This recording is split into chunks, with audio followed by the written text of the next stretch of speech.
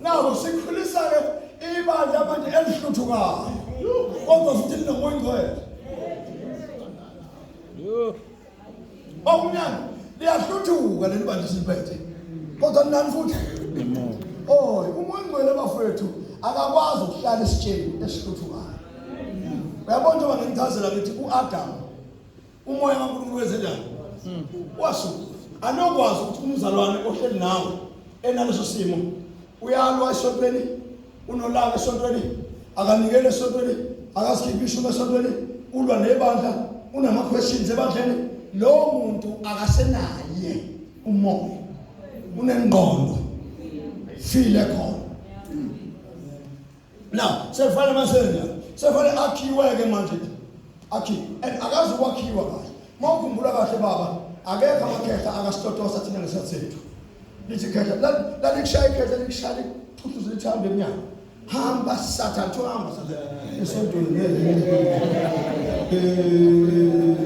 uthi hamba sathathu. Esontweni. Mzalwane sivele singahamba. Sithi awakhambe beshilo. Siyahlala la.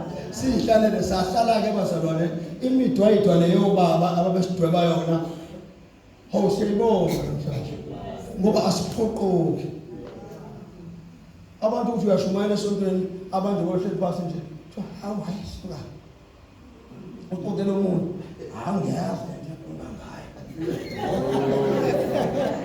uzwile manje uyambulala sekwaba isithondwane sasesontweni sesafa siphethe iBhayibheli wafa abantu phethe iBhayibheli wafa ubona lento azizalayo uzala izinto ezifile nezinto ezibulalanayo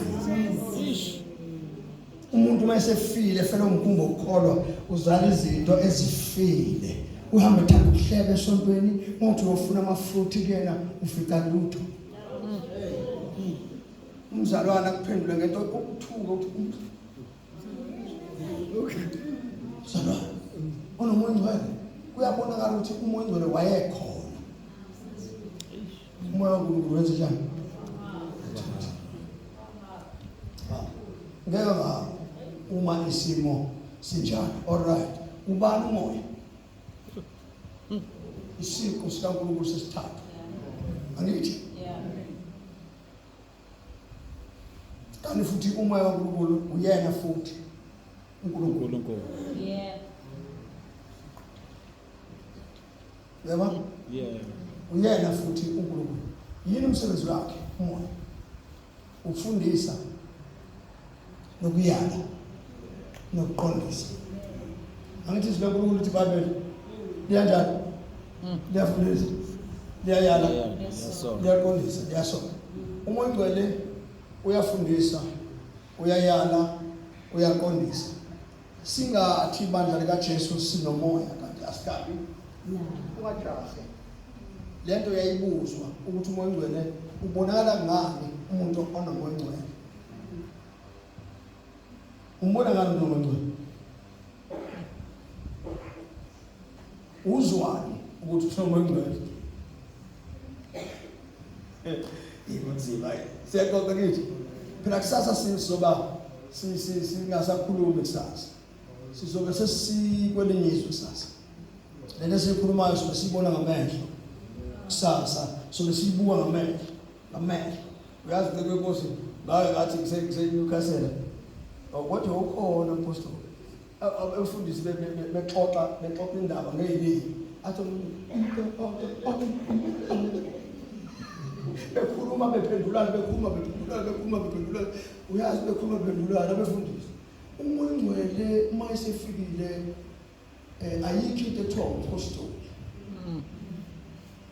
apostle yabona nje ubehleli kanje nje kusasa nje akazi thatha ikhehla sichaza amafini umoya ingcwele mekhona phansi kwabantu chaza amafini lale phansi kwesisu ngesisu nabe ligoqo ngane kwelikamoya uma umoya ingcwele esesebenza endlini yakhe nezwe bafika uma kuthiwa ibandla beliyodedela umoya ingcwele bazalane phakathi kwalo ngiyalitshela ngabe sikude sisalileke ngani zakwethu uyabona futhi ukuthi sisele uyazi indlela esithandaza ngayo uyabona ngathi sisele kumoya uyemamzuzu uyazi ukuthi bakuthandaza lapha ekhaya empedeni kodwa bayangizwa laba bantu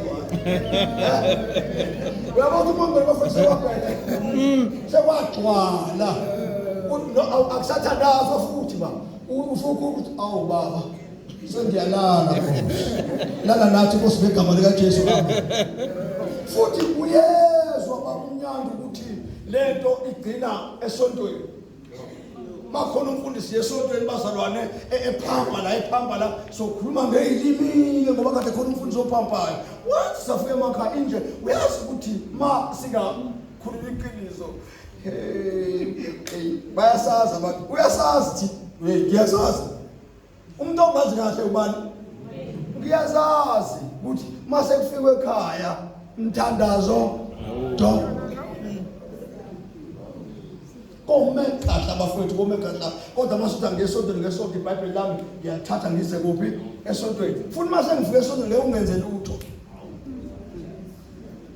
ungenze lutho esontweni ngoba esontweni sengifike endaweni kabantu yami kodwa ungifice ekhaya ngedwa lento oyizwayo mangihlele ngedwa uyazi manganixoxela ngiyaphika abafowethu manganixoxela ngithi namhlanje ngeke ngahlala nenkosi yangixoxela izimanga inkosi ingixoxela uJesu ngixoxela izimanga lezo ngiyazi ngaphezulu ubeyibona into enenza nibuze ukuthi bengimona ngoba senayo babuthundu umoya anisazi manje ukuthi umuntu uyahlangana nenkosi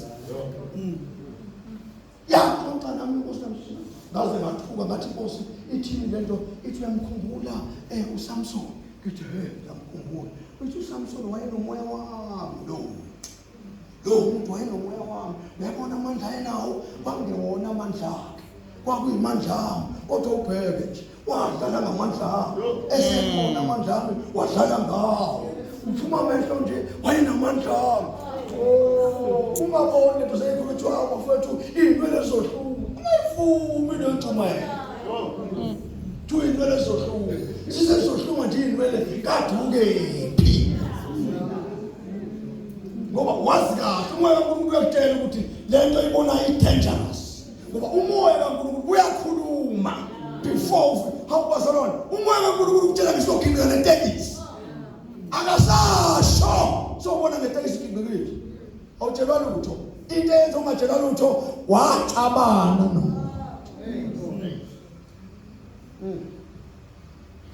ibafethu awungithandi noma ngikhuluma nje ngoba ngikhuluma ngamavesi ngiyasala ngoba sisuke siwakhulume njalo amavesi uthi yabona mfethu ayithokelishaya ivesi no it's not about the verse it's about you and God kuyela la uNkulunkulu ayimise khona ngesikhathi usathandaza wena wawunje ngokwazi ukungena imizi yabantu uthandaze ukuthi uthule ekhaya hawu ukuthule ekhaya namhlanje ibandla lika Jesu mfundisi wami ibandla lika Jesu abantu osonke nabo ngesonto edlule nangesonto elizayo yibo ngizoxoxa lithini yenza nayo abantu kade usonta nabo ngesonto edlule usasontisa bona nangesonto why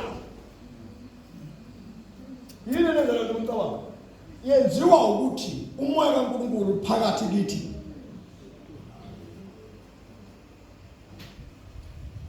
uma bekhona umoya kaNkulunkulu kuneBhayibheli ilizwi lenkosi lithi elikhuluma ngesipho senkosi angezi bandla 11:23 kakhulu ngingamoya enkosi uJesu usuwakhashela ngawathemba ngabonga sikhulu lo izomzo ngawashene ngithanda ukuba ngikhumbule kodwa lithi futhi lento yenza ukuthi nimemezele ukuya kwenkosi sinjani ubani wakwaphuma hamba umemezele esedlile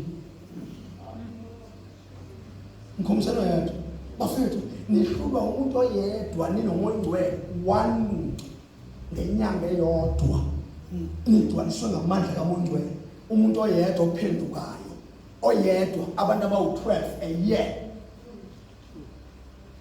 mamzuzu umuntu ohlele duze kwakho nangesonto ezayo nami nangelela sonto nawe abantu abadonswa uMoya Ongcwele ebadonsela endlini yakhe ngawe ugcwaliswe ngamandla singamagwala into esenza sinamagwala sinamoya sizothini abantu ngoba lento sobatshela nasiyona nje uzothi mawufika kubona basana phendukela kuJesu uzothi umuntu Jesu owenzayo uJesu yamsiza umuntu akasize wena kuqala.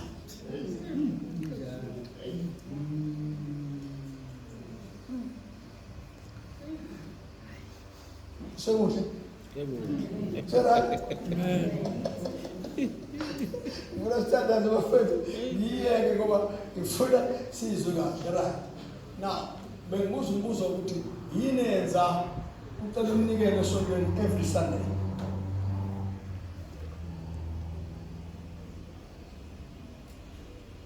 Yini enza ucela umnikelo esontweni?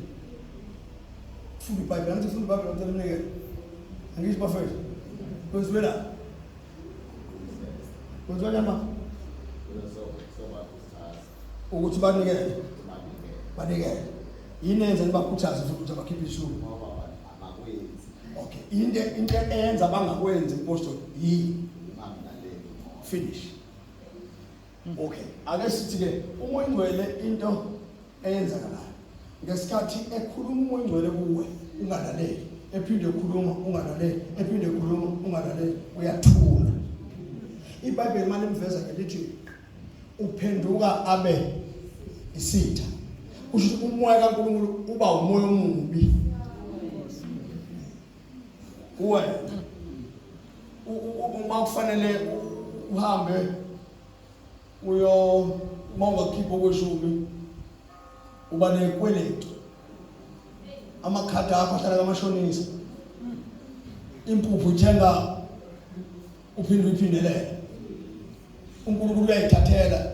Izingane zakho ziyagula njalo zesibhedlela. uNkulunkulu uyayithathela ngoba usuke kubona ukuthi awunjani. So njengoba ungezwe nje kufanele uNkulunkulu enzenjani ayithathele. Abazali abaningi banama medical aid. Abanye babo thothi abasikhiphi ishumi kodwa banayo medical aid. Bakwazi ukukhokha. uNkulunkulu wenza sure ukuthi isikhwama sakhe awube medical aid. Bayithatha imali bayifake la ukuze njalo njengoba engasikhiphi ishumi kodwa uyazikhipha esibhedlela. Manje ke akamkholwa uNkulunkulu ukuthi uma enikela uNkulunkulu umoya ingcwele uyakwazi ukufikela. Leli verse ethi uyaprotecta alikholwa. Uyabona uthi mezonikela yena athi ngeke ngithathe imali yami nginike indoda noma umfazi. Ngeke ukwazi ukuthatha imali yakho unikeze indoda. Mawuke waba naleyo nto ethi uthatha imali yakho unikeze indoda isho ukuthi kunento wrong la ekhanda lakho.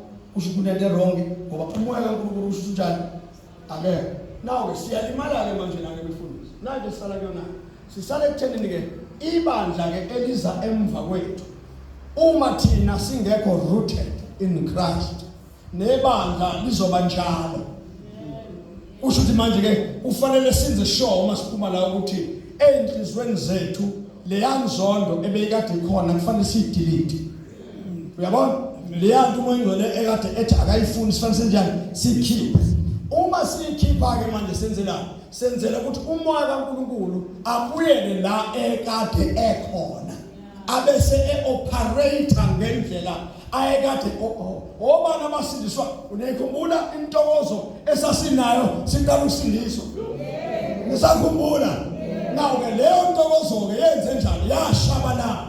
Kusho ukuthi kukhona ingxabano eyenzeka phakathi kwakho nomoya ingcwele.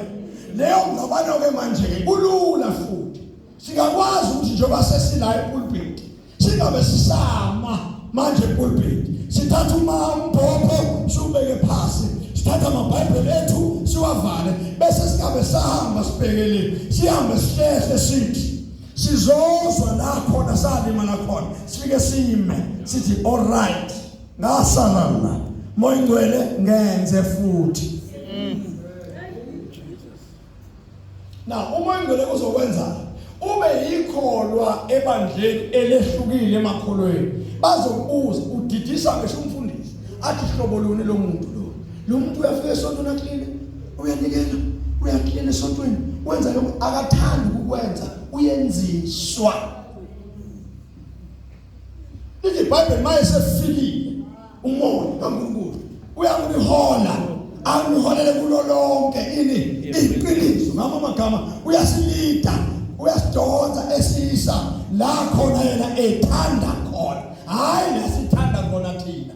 Uyasithandazisa, sifike sithandaze ufike la khona umthandazo uphela khona, abese simusela asibubulele.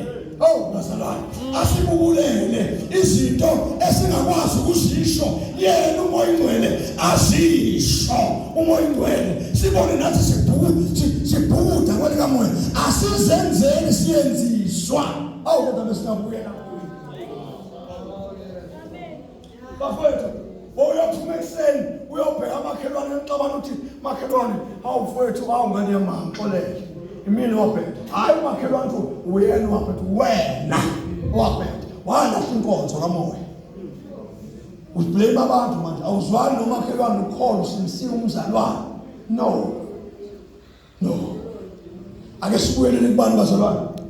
Umoya.